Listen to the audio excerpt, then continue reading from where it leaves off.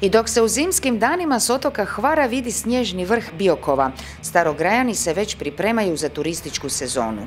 Započelo je uređivanje rive i produženje nautičke obale, čime će Stari grad dobiti 70 novih vezova. Mišljenje je da je to jedina grana zapravo s kojom se Stari grad može baviti, to je nautički turizam, jer imamo uvalu kao niko u Dalmaciji.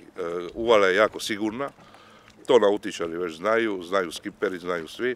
A s ovim će dobijati veći broj vezova, bolju logistiku, što se tiče, radi se i nova recepcija, videonadzor, WC i tuševi, tako da kompletna promjena nečega šta nije nikad ni bilo.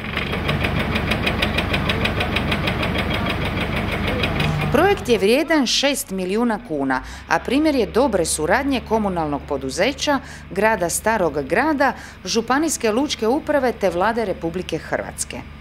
Radovi će trajati do početka turističke sezone 2011.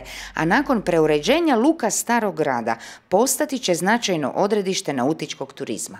To znači i otvaranje novih radnih mjesta. Baš ovaj projekat će zapošljavati negdje 10-ak ljudi, znači mladih ljudi. Kriterij je poznavanje engleskog jezika i volja za rad i ljubav prema moru, da.